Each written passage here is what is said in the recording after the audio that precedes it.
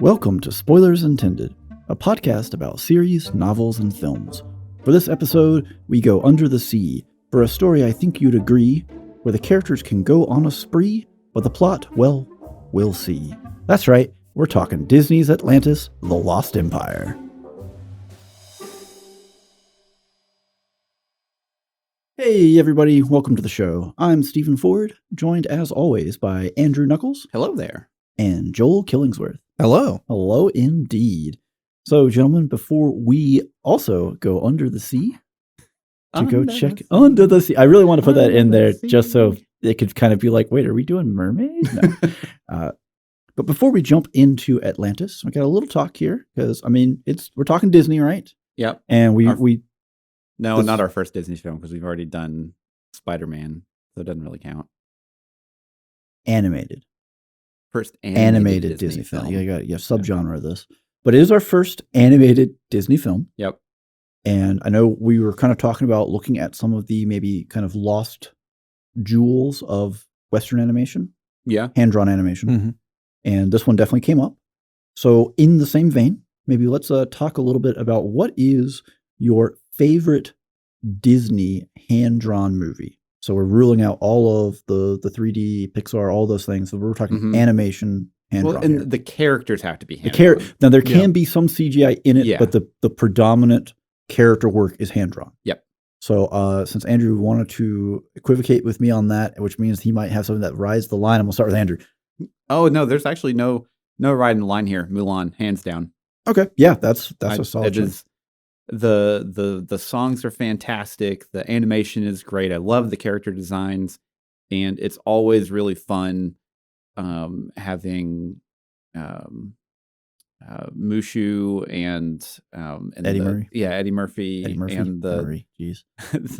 just all the characters just interact all the time, and it's just always really funny. And I love just the my favorite line in the movie is whenever she shoots the firework at the mountain, which no one else realizes at the time. He's like, he was 3 feet in front of you. How could you miss? Yeah. He was right there. Yeah, no, that line is great. Yeah. It's a great movie. It is. No, I would 100% agree, which kind of makes the live action attempts maybe feel a little worse. Yeah, especially whenever they remove the really good songs and they remove magic, but then they put magic back in the film. Well, they wanted to be more, I think, accurate to the actual Chinese legend, I believe. Yes. Was the I think that's kind of where they were going for right. it. But it loses some of the, I mean, again, it's a kid's, it's amazing, right? Because it's a kid's movie and they kill a bunch of Huns. They show like a whole burned down village with a little like kid's doll. Yeah. It's so amazing. It's one of the more adult themed Disney films that came out around that era. Right. But honestly, most Disney films have a lot of death in them. Yeah, we are writing this story for an average viewer age of 9, and we're gonna murder a bunch of people. Yep. Whoa, Disney, slow down there. Yeah, I mean, there's always going to be overt adult themes in all of these because most of them are going to be Lion King is Hamlet, right? Basically. Yes. Yeah, I mean, it's there is death in that. That's just how it works. So, jumping off of that wonderful segue from Andrew, I'm going to talk about my favorite Disney hand-drawn animation. Yep, there we go. Lion King. Yep. You know why? Because I had to do Hamlet in high school, and Lion King is way better than doing Hamlet in high school, let me tell you. I mean, you're not wrong. I mean, again, same drill for a Disney movie, right? The songs are great. Mm-hmm. The character interactions are fantastic. Especially you hit like Timon and Pumbaa. Yeah. And oddly enough, those are actually my 2 least favorite characters out of the whole movie. They fulfill a specific role. Mm-hmm. But then the hyenas, hyena interaction is amazing. Man, fantastic. Mm-hmm. You have a great villain in Scar. Mm-hmm. A lot of death, a lot of violence. Villain song is amazing. Which again, we're going to ding the live action because they kind of ruined it. But yeah, the Be Prepared is amazing. I mean, all the songs are really great. Mm-hmm. But even just characters like Zazu is great. Zazu is our whatever. They're great. But the whole, the storyline, obviously, it's an established story. It's Hamlet told, via National Geographic. Yeah. But they do it in such a great way. You just don't really realize, you're just being force-fed Shakespeare. Yeah. Well, it's a good way to introduce a younger generation into that style of storytelling and just have them be familiar with it. So whenever they are older or they're in literature class and they're reading and they're like, oh, that's Lion King. Yeah. Well, and it's a great way to get those themes in, because that is what Hamlet is, right? It teaches you these very powerful, important themes, but you learn it at a much earlier age because Lion King, right? You already seen it. So yeah, no, it's fantastic. And that early 90s, early to mid 90s, just powerhouse era of Disney where they're just cranking them out. Yeah. It's just so good. So good. It was actually kind of hard to choose because it's really kind of just put up a dartboard and throw a dart for a couple of them because I could go for a bunch. The only one out of that era that never really hit for, I'll say, audiences in general was just Rescuers Down Under. Yeah, but for me, it's still a really good film. But like for me, that movie's in contention for this because, oh my gosh, it's so good. Anyways, I'm going to stop. Joanna, there's a razor back in my truck. Anyways, Joel, what you got? I'm gonna take it off of the kind of more serious edge and head down a more comedic path with Emperor's New Groove. Oh gosh, another so good. That one was very close. So this one, it's the story of a ruler who is completely self-absorbed and used to getting everything that he wants. And he's taken on a hijinks-filled journey, which ultimately humbles him. Right. That's kind of the general the learning process. Yeah. But it is a joke a minute. It is filled to the brim with amazing one-liners, and the characterizations of the primary characters are really, really fantastically done. The voice acting is amazing. The animation is spot on. The whole thing is just really a masterful comedy. Well, and I think that's also probably where you see maybe, I don't want to say a budget, but like a step up in certain things. So the movie came out in 2000. So this is technically the quotation marks lost era of Disney animation. I mean, when we were discussing movies that fit this oh Lord, I blanked. Not role qualifications. Qualifications. Emperor's New Groove was one of the ones that we pitched around. So it's possible it'll come up somewhere down the line. We don't know. We'll have to see. Yeah, and I think that that quotation marks era started with Hercules. I think is kind Hercules of is kind of where it started to tail off. Yeah. Just I think people at that point had Disney fatigue. Maybe. Yeah. It's interesting though when you go back and you look at it, they were really good about not crowding their movies together. They took time between some movies, and they only had either one or two instances where these animated movies hit in the same year. Yeah, it was pretty much always 1 year. Yeah, or maybe 2 years between or something like that for a big one. But. Yeah, Emperor's New Groove is definitely one of my all-time favorites. Yeah, no, that was a great choice. I kind of went for an obvious choice. You picked a good one, I think. Yeah. All right. Well, that sounds like that is enough of that. If you have a favorite Disney hand-drawn, maybe one we haven't mentioned, maybe one we haven't gotten to yet because we haven't gotten to any of them yet. Drop us a line, leave a comment. We have a Discord. Come in and say hi and let us know what you'd like to hear. So it sounds like now it is time for that point in the show where I look at Joel and say, Joel, would you like to give us some numbers? A score for Atlantis before we jump into a synopsis for Atlanta. So our aggregate score for Atlantis, The Lost Empire, is a 7.6 out of 10. That is quite high. And now, just for clarification, this is based on our 4 pillars of review, which we are calling spectacle. So for this, animation is a huge factor in that.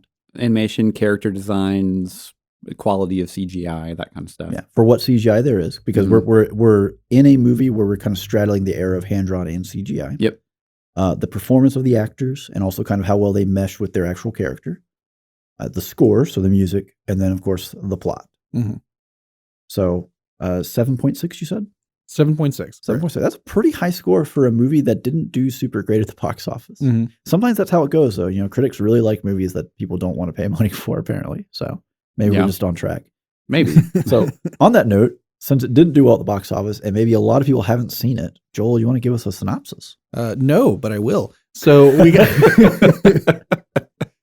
so Atlantis: The Lost Empire opens with a linguist who is and cartographer who is not well respected.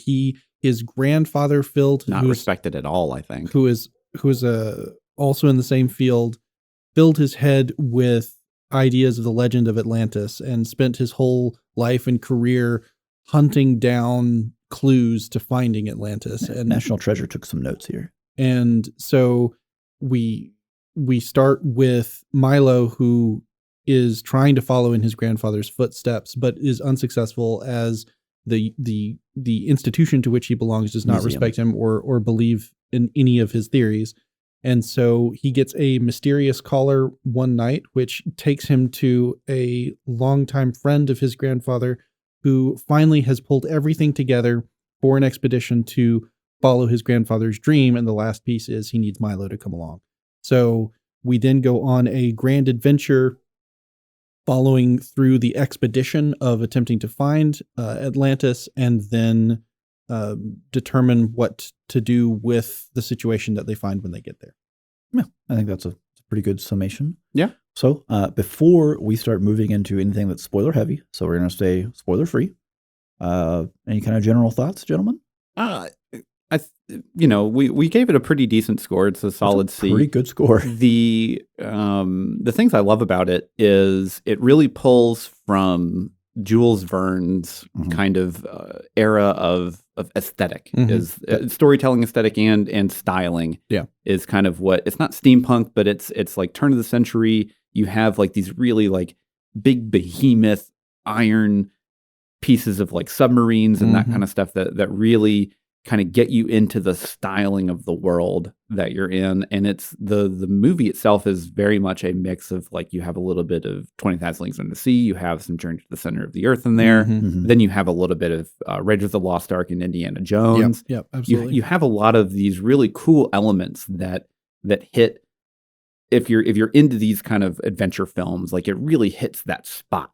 Yeah, it does. And unfortunately, the story itself doesn't really hold itself up once you get past the actual like traveling part and they actually get to Atlantis. Yeah, it kind of falls apart. The internal logic struggles a little. Yeah, but it just because a plot doesn't necessarily make sense or it contradicts itself all the time doesn't mean that the movie is not worth watching. Right. I mean, in our review, we do ding it on plot quite heavily. Yeah. But what is the saving grace of this film is just the characterization on the supporting cast is absolutely superb. The performance is excellent and the writing for the characters is really, really good, where you get to know these characters really quickly. You get to love the characters really quickly, and then you get to have fun watching them interact. Yeah.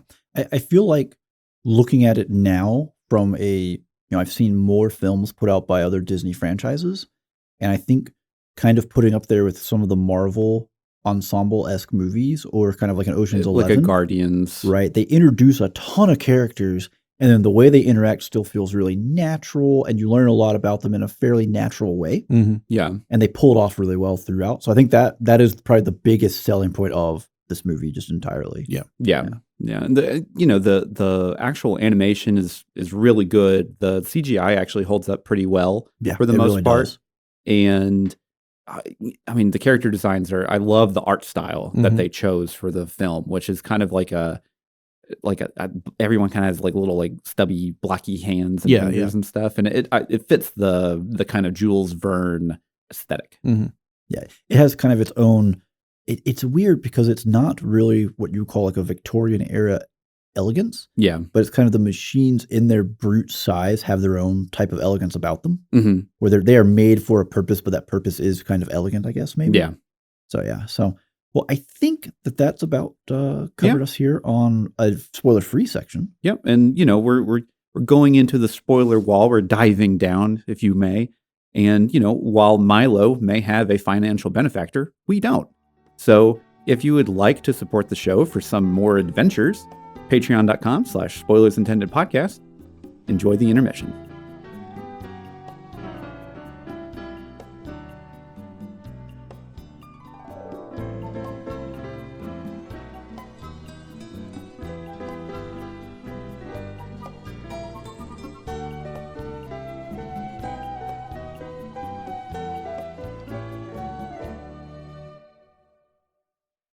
Well, alrighty, everyone. Welcome back to the show. Hope you enjoyed the little intermission there. We are now firmly under the sea into the grease trap, beyond the spoiler wall. It's just a grease trap. It's just a grease trap. It's just like a snake. It's just like a snake. Time to talk about an infinitely quotable movie, if you know the quotes. Yeah. Through our own unique lens of review. So we're going to kick this off talking about Spectacle. Now, remember, we gave this a 7.6 overall. And kicking off with Spectacle. So Spectacle is, as we said earlier, for this, it's going to be heavily on the animation. Character design. CGI, the feel of the film, action sequences. That, right. Yeah. How well it just I don't want to say entertains you, but that kind of really is what Spectacle is. Does this really entertain? Yeah, I mean, you can have a very boring film, and then everything else kind of props it up with like really interesting characters and performances and that kind of stuff. Or you could have a very fun to watch film, and maybe not so much on the plot side. Yeah, that's definitely what we have here. So, but we'll get there eventually. So for now, we're sticking to Spectacle. I'm going to kick it off with Joel. So I gave Spectacle an 8 out of 10. Okay. This is a high adventure story. You've got this whole expedition being collected to set off on a nautical journey to find the lost city of Atlantis. And right out the gate, 75% of the journey of the expedition just dies. Yeah, just right. So if you want to talk, maybe not necessarily, again, I mentioned this in the pre-show, but maybe not necessarily stakes fit in Spectacle.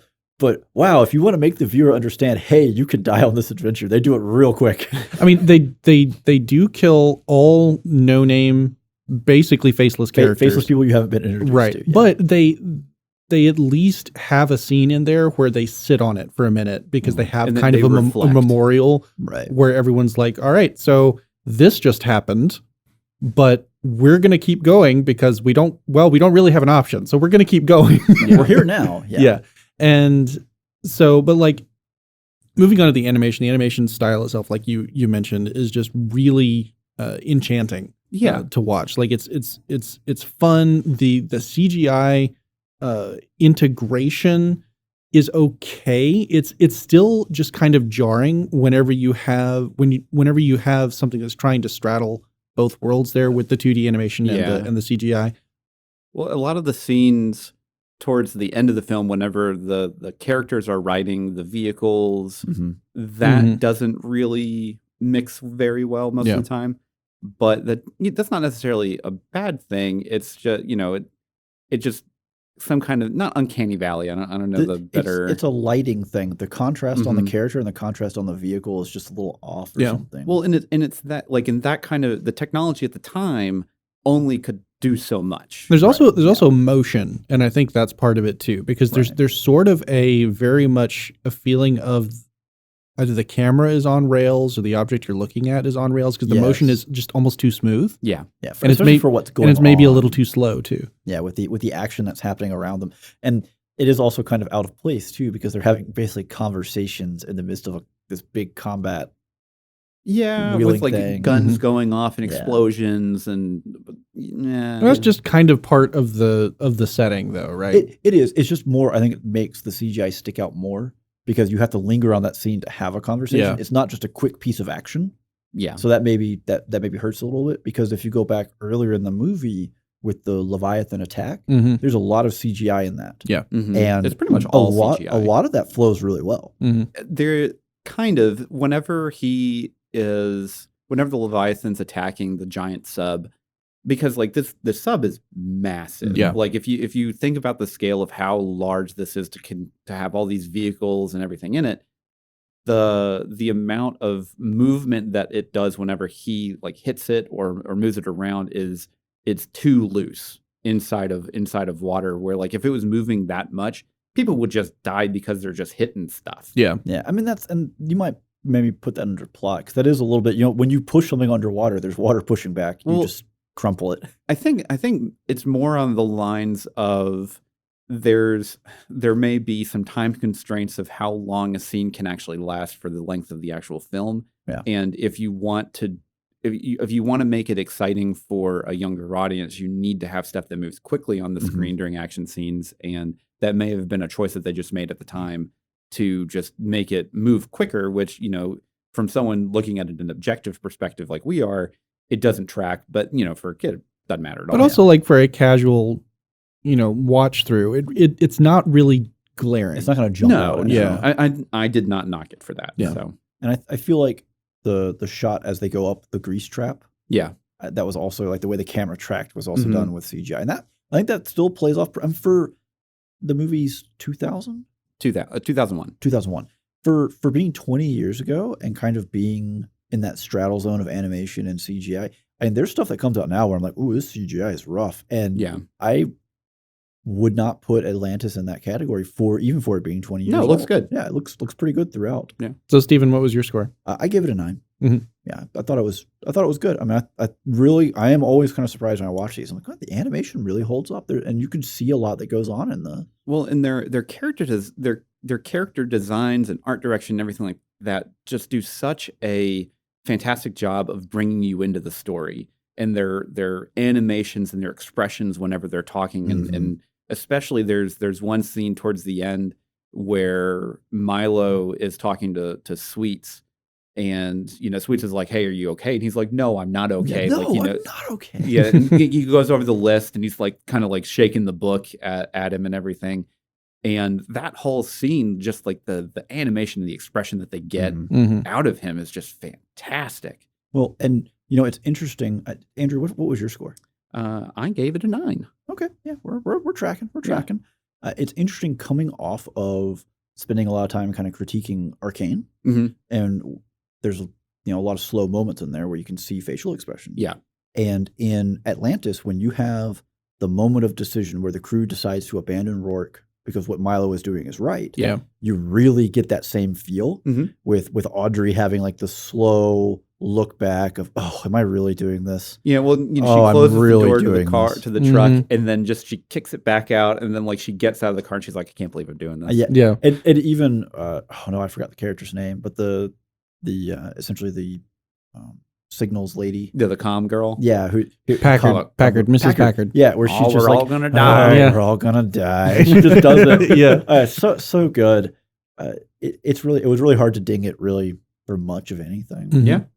I mean, maybe just a little age, and maybe if it was done now, the budget would maybe look a little different. I don't know. Yeah.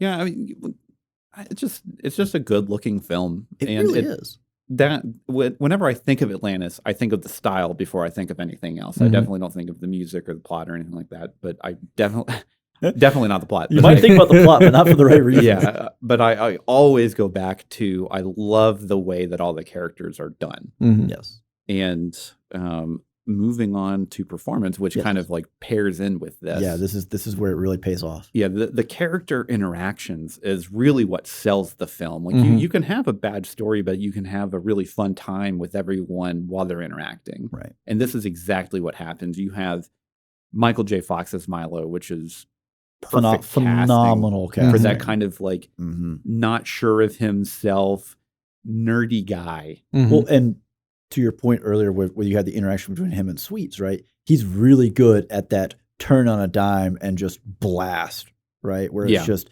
let it all out. No, I'm not okay. And that's something he's really quite good at. Yeah. So the definition for performance, because I kind of skipped over it, what it is the for this, because it's animated, it is the expressions that the voice actors can give the characters. And how they deliver it. Do their emotions come over? Do they not come over? And just kind of how the movie depicts the characters without like divulging plot elements. Well, I mean, it also kind of pulls in some elements of the animation too, right? Like yeah. How well does the animation sync with the voice actor's performance in portraying what the character is going through? Yeah.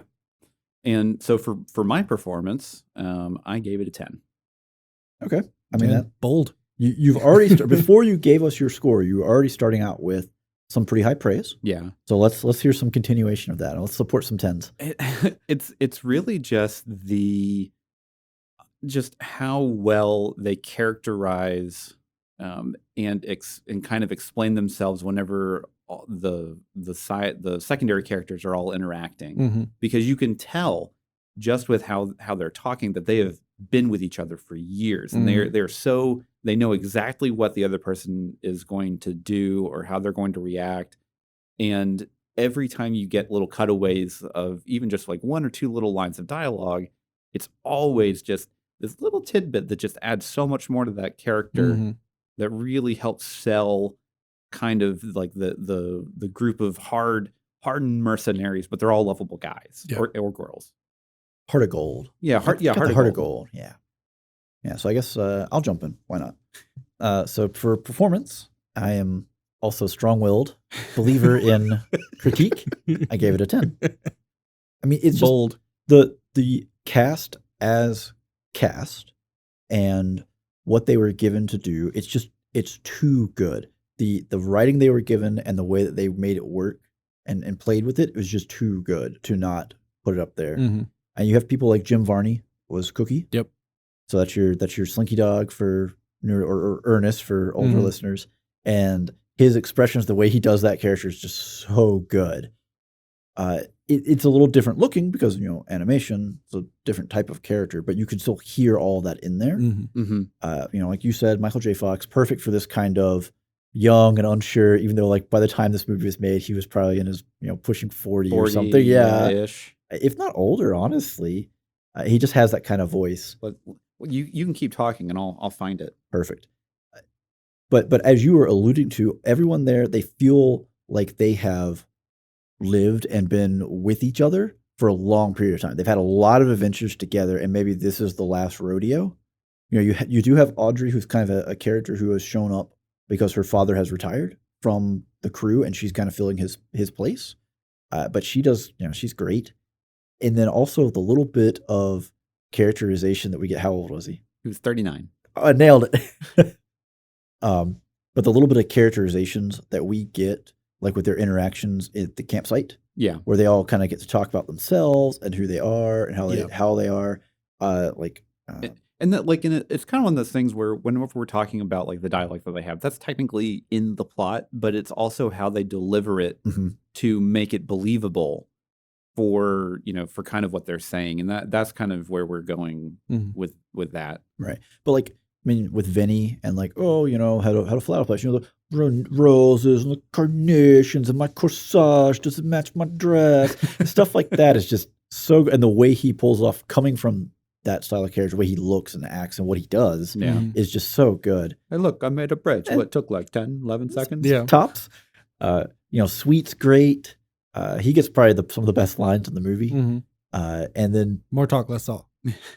Reverse that, but yeah. Well, of course, now we can go into the plot on that one. There's a mistake there, but anyways, and that's all ignoring the fact that the king is Leonard Nimoy. Yeah. We haven't even we haven't touched on the fact they just drop him in there, no big deal. He does such a good old wise guy. I mean, he has the gravitas. Yeah, it's so good. He has that he does a really good job with that gravelly. Old. I mean, the dude sounds like he's 10,000 years old, right? So Joel, I want to toss over to you. We've stolen all your points. Good luck. Right. So you guys were very bold in giving this a 10. Oh. I will also be bold and give it a 10. There we go. So and like we've beaten it to death, but just the fact that so many secondary characters, because this is an ensemble cast, yes, right? It's very much that style of everyone is unique and has their own, brings to the table their own skill set. It's almost like a heist film in that way, right? Yeah. And it kind of is a heist film, I guess, if you look at the plot. if you look at it from Rourke's point of view, definitely is a heist film. But they do such a great job of just like within 30 seconds of meeting the character for the first time, you understand them. Yes. Right. There's more to absolutely. learn. There's more to experience, but you understand them. Right. You get straight to the heart of the matter. Someone we did skip over was the actress for the princess, Kida. The not a Disney princess. I can't believe it's not a Disney princess. I'm still so Disney has this trend of something that doesn't just like bang out the box office. They just try and ignore it. It just kind of exists. Go sit in the corner, think about what you've done. I'm sure that at the time they had a Disney ride in the parks for Atlantis. I'm almost positive. Or they were planning. Actually, I think they did, but I don't. I'm pretty sure it lasted like maybe 2 or 3 years. I'm going to look that up. Or they were planning it, and then the movie didn't do well, so they just didn't follow through. Yeah, but I mean, she was quite good. They do a good job of letting her and Milo play off each other. to kind of naturally explore. Oh gosh, that sounds horrible to say. Oh, they naturally explored each other. Oh my! But yeah, like through the dialogue, having them bounce off of each other to share the character story. Yes, yes. Thank you. Okay. There was never a ride. There was Fire Mountain, which was a roller coaster that was meant to be themed for Atlantis, and it never happened. So this is one of those, oh, you failed at the box office, go sit in the corner and think about what you've done. Which is probably why they've also ignored that Kita's technically a Disney princess. I mean, just by definition, she is a princess. It is a Disney movie. It's a Disney princess. Like, it's got to be in the pantheon. Like, come on now. Anyways, I think, Joel, you got anything more? No. We took all your points. Just such a phenomenal cast and performance. Okay. Well, I think we're going to move forward then into the score. Score of the score. And I am going to give it to Joel so we don't steal all his points. All of my points. Well, I don't really have any points for this. There's nothing to steal. No, I give it a 7. Okay. The score was enjoyable. It supported everything that was going on scene by scene. It wasn't just like out of this world phenomenal in any particular way. There wasn't any sort of sweeping theme that really got into your head, I guess. Yeah. That's fair, because like there's definitely a theme, and if I heard it outside of the context of the film, I would also know that it was still Atlantis. But I wouldn't, like, thinking of it now, I could barely, and I just watched it this morning, I could barely like sing it for you. Yeah. So it was good. It was good. So I give it a 7.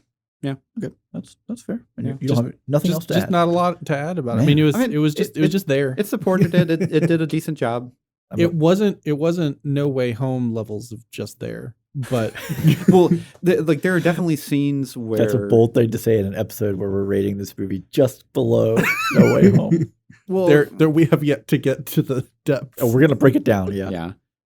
Sorry, Andrew, go for it. I also gave score 7, and kind of the same thing. It was actually, I really liked the score that was there. However, a lot of the more, like, I'll say the slower moments that could have been carried by music were not. Yes, I would agree with that. I will say there was one bold choice where they didn't have any music going on, and that was when Kita has just been absorbed by the crystal and she floats down, and she's got this weird sort of invisible bubble around her. Yeah. And she's walking back the across the lake, and the stones are falling around her.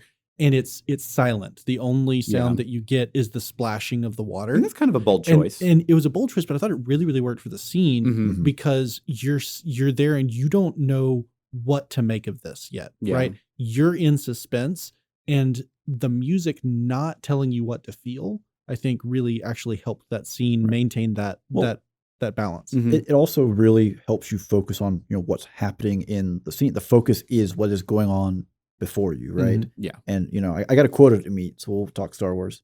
But the holdo maneuver, right? You have the same choice. There's no, and something that is typically a lot of music. There's no music, and it's the same kind of thing where you are addition through subtraction by just forcing the focus. Yeah. So you had a 7. I had a 7. You had a 7. I did. I'm gonna break ranks here and go with an 8. Okay. Mostly because I do feel like they did a really good job of selling those moments of wonder. Yeah. You have the big sweeping views when they first get into Atlantis. You have the big sweeping kind of adventure for Milo at the start, where it is going to be a fun, fantastical adventure, and then it all kind of falls apart around him. Yeah. You do have a lot of those really good pieces in there. And also with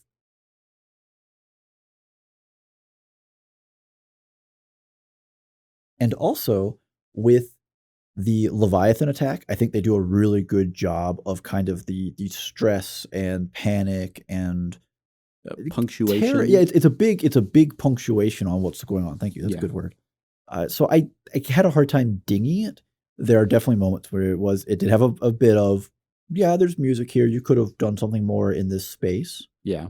But I don't think that it was something that was necessarily bad. Yeah, it didn't sense. Like, it never really like took away from a scene. It's just I still look at a lot of these ratings to be more opportunity cost than a, well, if it was average then it would be a 5. That says to me that like you probably took away, you clearly did not see where you could have taken this scene and elevated to something. Right. Yeah. So I mean that's about all we have to say. So now on to the meat of the subject. This is where it's time to rant and rave because we are talking about the plot. Who do I give it to first to steal all the good points? I have the lowest score out of all three of us. You're going to go last. Joel, let's hear it. I gave the plot a 5. Okay. 5 out of 10. Okay. So there are a lot of really good moments. There are a lot of really fun and interesting ideas, like the design of the vehicles is really cool. Mm-hmm. And it is arguably outside of the technological capabilities of the time that it's set in, but it's not like money solves all problems. It's not fantastically so, right? Like if you have enough money, then sure, maybe I believe that could have been built. Yeah. Yeah. A super sub that large still doesn't exist. Right. But that's probably, because that's not financially feasible, right? Like it doesn't fit. For the money that it would cost, it doesn't fit the role. Yeah. Mm-hmm. But for this, it's supposed to be this one giant mothership. So like, it's fun, it's interesting, it's cool. That gets his clock cleaned in like 2 minutes. And the whole journey through the underworld, so to speak, on the Atlantean highway. Right. It's really great. It's beat for beat. It is exploration adventure, mm-hmm. right? But once you get to Atlantis, everything breaks down in one conversation. It all comes crashing down. Because when what happens is Milo realizes that none of the Atlanteans can read their own language, right? After they've established that they can speak any language, because Atlantean is some sort of hybrid root language. We'll ignore that. We'll pass over that one. But none of them can read. But at the same time, he also discovers that the princess was alive at the destruction of Atlantis, mm-hmm. roughly 8,500 years prior. Right. Which means that, but she was a child. We know from seeing the opening scene that she was very young. Yeah, she was a child. So okay, she conceivably did not know how to read at that point, and then was never taught, because we know that the king wants to suppress knowledge of the crystal because he doesn't want anyone else to misuse it the way that he misused it. Right, his failings. Yeah. And so we know that he can read, obviously. He remembers everything that happened. The princess cannot read, and no one else can read either. And so either all of them just forgot how to read because they've been alive for over 8 millennia. Which you'd never have time to read a book in that. I mean, sure, yeah. Or we're talking about basically it has to be that the king and the princess are the only ones that live that long, which you can make some sense of that because the crystal is tied to royal blood. So, okay. Yeah, maybe the nobility. Yeah. Yeah. But at the same time, that means that the king had to have spent centuries actively suppressing and making it illegal for parents to teach their children to read. It makes Atlantis itself, as this wondrous thing that's been discovered, really dark. All while not letting his daughter know that he was doing that, because she just thought, hey, nobody knows how to read. Well, okay, so I'm gonna piggyback off of that as well for 2 points. So the first point is so she's been alive for around 8,500 years ish. So she looks like mid-20s. She's like mid-20s at the most. Yeah. He is, clearly a very old man, like 70 to 80-ish. Mm-hmm. Yeah. So the scaling there means that he has been alive for probably like 50, 60,000 years. Well, we don't know that because we don't know anything that happened prior to the cataclysm, right? True. Because and we don't know how the aging itself works. Or maybe something happened with the bubble thing at the beginning of the film that caused them to age longer. He already looked like an old man. Yeah, he had the beard and everything. And it could very well be, and we could make the argument, right? So we established the crystal as a type of power source-esque. Mm-hmm. So with less people to support, the support is greater for the individuals that remain. Okay. So I would accept that. Or it can flip the other way around. It kept him in excellent health for a really long time, and then to the point where his body could no longer maintain it, he aged really rapidly. Okay. Yeah. Also, we could go both ways. Yeah. We don't really get that in the movie, but we could make... And they very specifically don't touch on it, which is often the correct call. Right. Because the second that you take...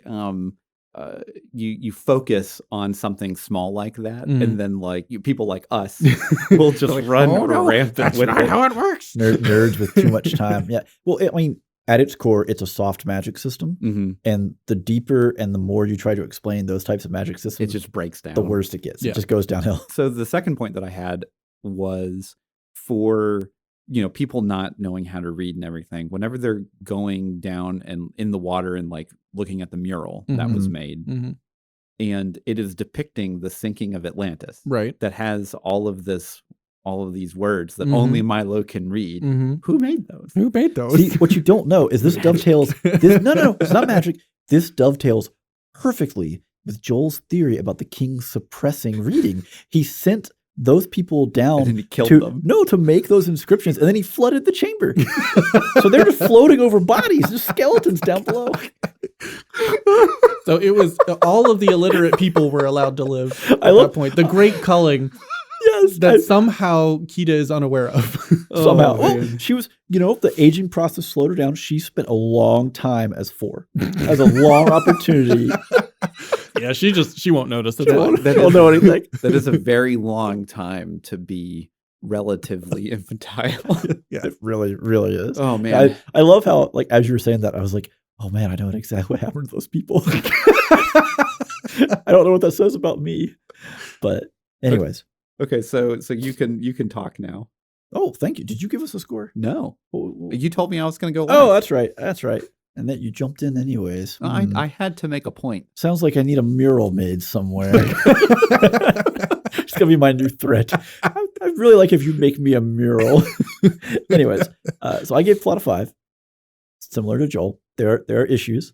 I mean, it's pretty great up until you get into Atlantis. And even like the root language thing is a little questionable. Like we're stretching it. You can kind of... Well, you can play off. So you have kind of the, I think it's Romance languages, where you have Spanish, French, Italian. They're all really close. And it can actually kind of mess you up if you learn one and you try to learn the other and you're not using it all the time. You start to blend them. Yeah.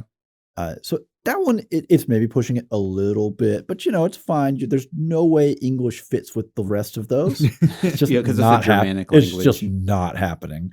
Well, it's also it pilfers so many other words from other languages that just like the context, even if you could like understand it, the context of like certain words just wouldn't make any sense. Yeah, or idioms, which I'm sure get used at some point. I don't pay attention to it, but that's always a problem.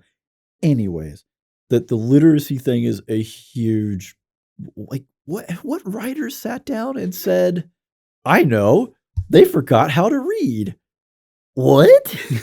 How? Which can totally happen to a society that's in decline over the last several millennia, but not one where everyone's still alive. Right, yeah. Or like, okay, cool. The cataclysm happened and our libraries were outside the protective bubble. That part of the bubble failed. And all our books were wiped out. And we've only been able to create so much paper over time because we're in a limited environment, right? We can't get the resources, maybe. They have lots of rocks. And it atrophies. Yeah, then you have someone inscribing the mural in the rock. And it's like... Rock was the first paper. Paper beats rock, though. So rock was definitely the first That's paper. Historically accurate. Yeah. Anyways, enough of that. My other big issue with the plot would be... I mean, we ding some really nice, classic white savior tropes here, which is problematic. You just took my point. Yeah, that's right. That's why I made you go last. Where, the king is dying and the person who messed everything up, you go and fix it, which is for a classic adventure story. Yeah, that is kind of what's expected. But for the realities, no one does that. And then, of course, the other issue, Joel talked about the scene with Kita becoming imbued with the crystal. A great scene.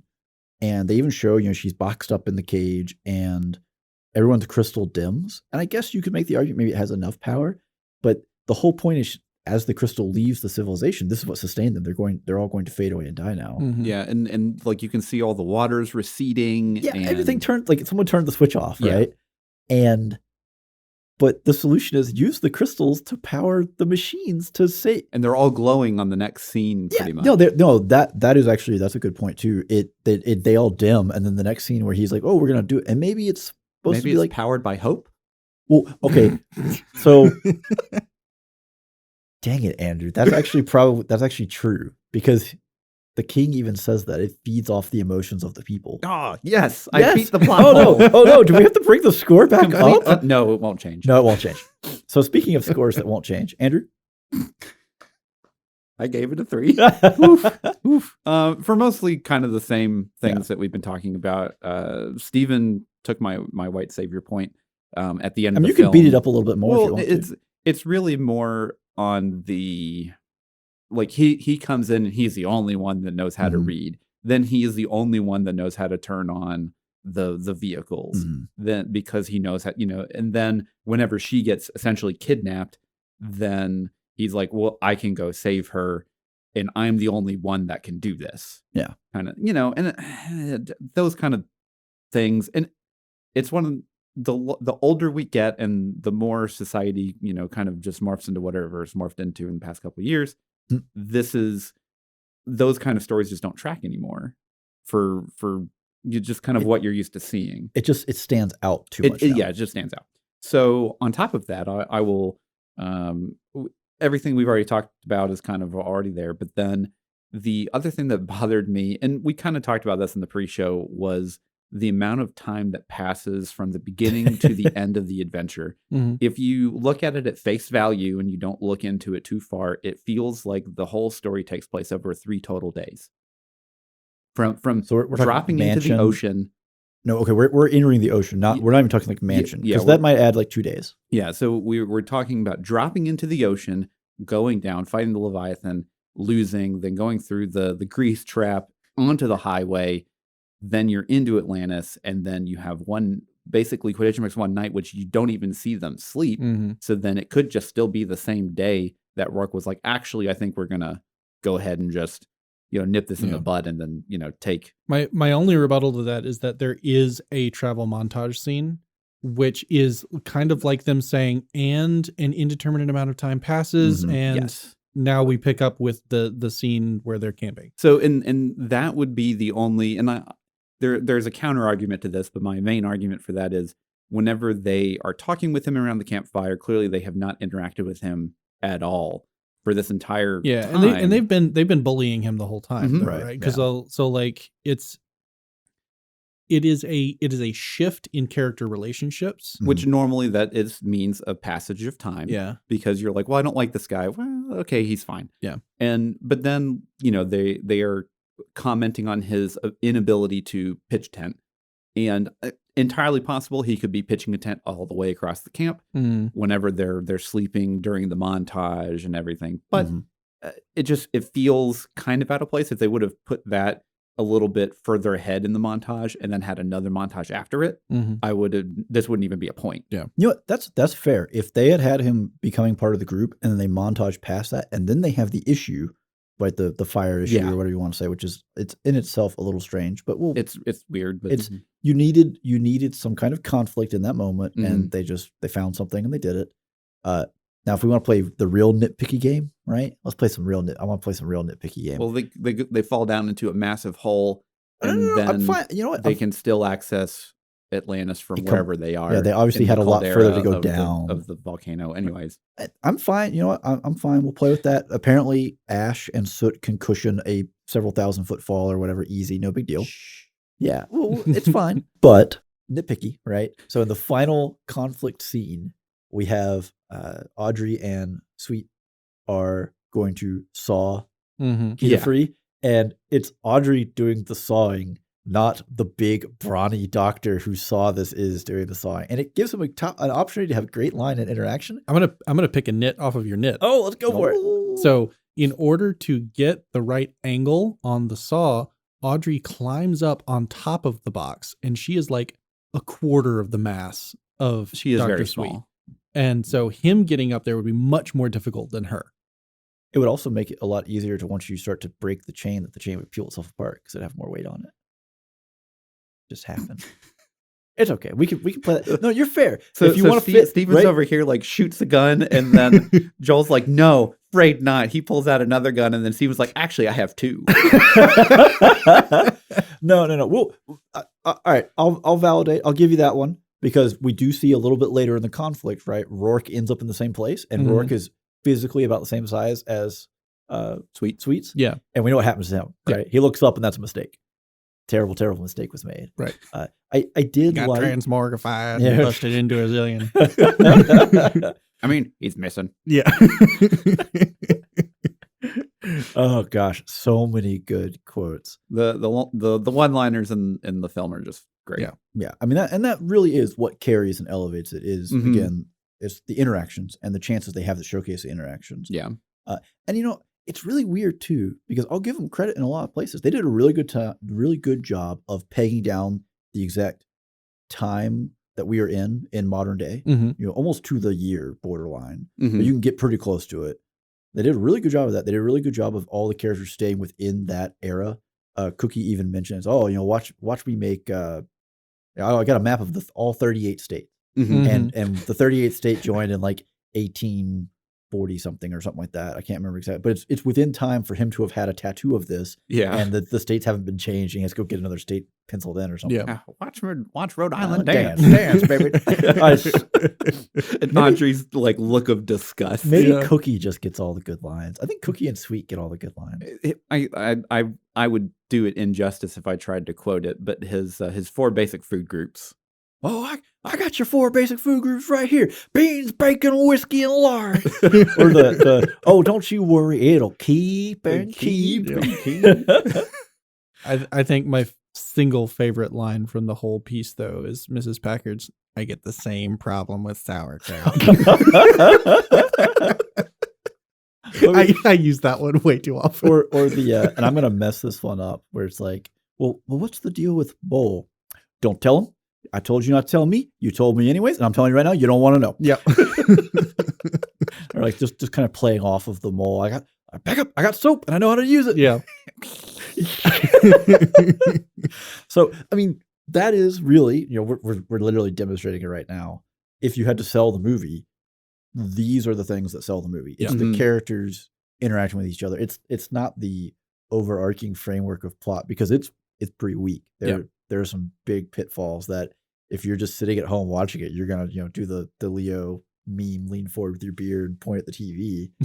What are you doing? Well, and it's one of those things too where a lot of people are like, well, it's just a kids movie. Like all the kids movies are like this. Not really. No, I mean, like if you, I say this, and I'm probably going to eat my words because we're going to review it at some point.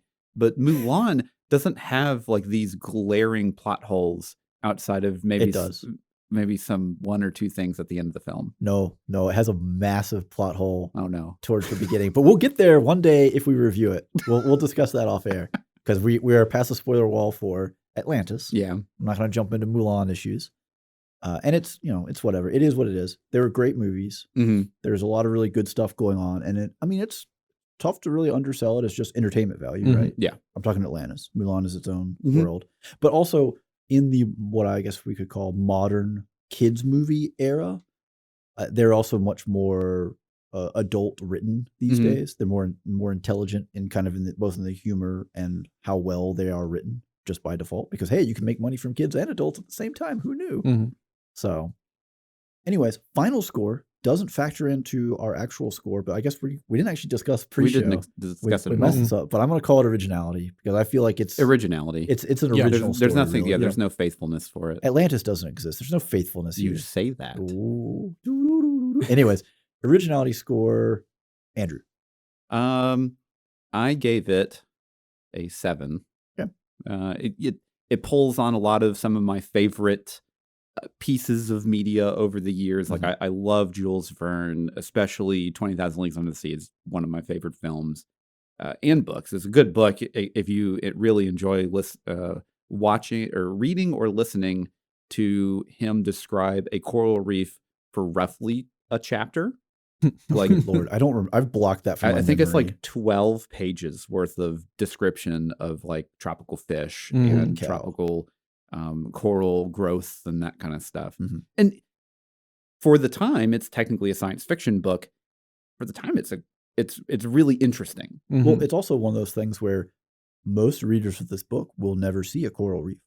Yeah. Just by default, because of the limitations of travel, and Google doesn't exist. The internet's not there. Yeah. Yeah. Well, okay, and I'm going to go off on a little small tangent here, because there is another show that also I feel that they pulled from, which is a 1989 anime called Nadia Secret of the Blue Water, which is very loosely based off 20,000 Leagues Under the Sea. However, she is an Atlantean. She has a blue crystal that she uses to power things. Ooh. And she is followed around by Jean, who's technically French in that story, but he is a nerdy inventor / historian kind of person. Or are we unlocking the secret sauce? And her dad is also an Atlantean, and they are the only two Atlanteans left. Is kind of the whole that can read. That definitely that's can important read. to the plot. Can they read? Well, she can't read, but he can. Oh, see, but you gotta give King Leonard Nimoy a pass,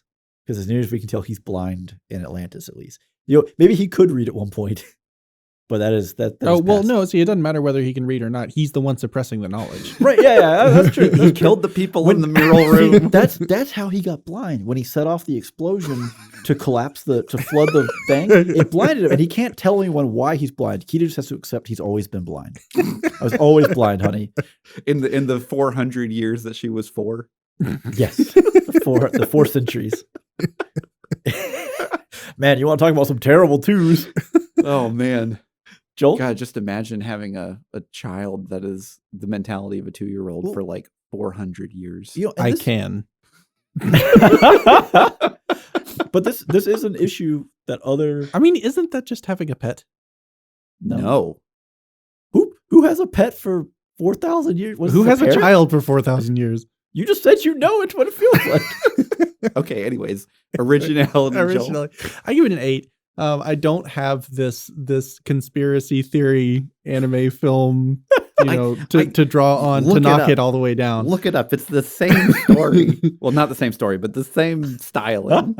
But this is, it's a lot of familiar pieces of stories, right? It's very Jules Verne-esque that we've talked about several times.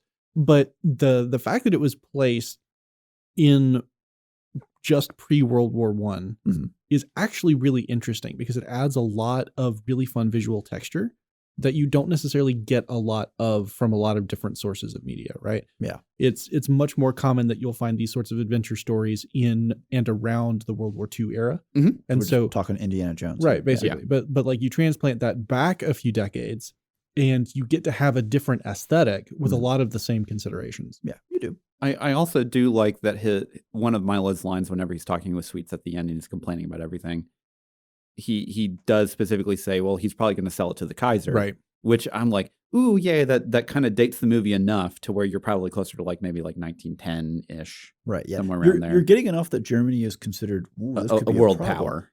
And also, you also avoid just the classic of Hitler. Yeah. Because everyone just says, oh, well, we need a big bad guy that nobody wants to like in this movie. Oh, just put Hitler in there. Yeah, Hitler, I mean, he's a very easy scapegoat. Yeah. For anything. Yeah. I mean, and moving it back a couple of decades, it is kind of cool. And you get to reference stuff that you don't hear about. Sweet references, San Juan Hill, sewing up Rough Riders off San Juan Hill.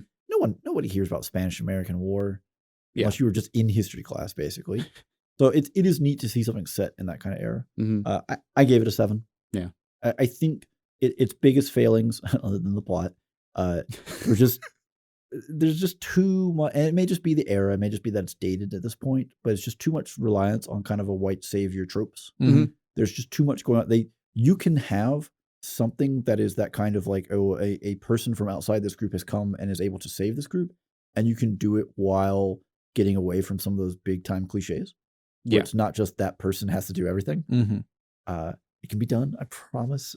Other stories exist. Other stories exist. Yeah. And that's also maybe part of where it is. The idea is really cool. I love the aesthetic. I love the styling. I like, they moved it back. They place it in a different type of timeline from what we would normally see. But at the end of the day, it is an Indiana Jones. It's an adventure movie. And a lot of what's going to happen, you just know, because we've seen it before. So, I mean, still great. I mean, we gave it a 7.6. That is absolutely within the realm of go watch it. Oh, for sure. I mean, Disney Plus. That's how we all watched. I'm sure it's real accessible. No, I have the 4K Blu-ray. I mean, I don't want to question that. Maybe you dusted off the DVD or something. No. Sad. Streaming services just make everything so easy. It's just so easy. Yeah. Well, on that note, I do believe that is all the time we have for this episode. So until next time, I'm Steven. I'm Andrew. And I'm Joel. And every spoiler was intended.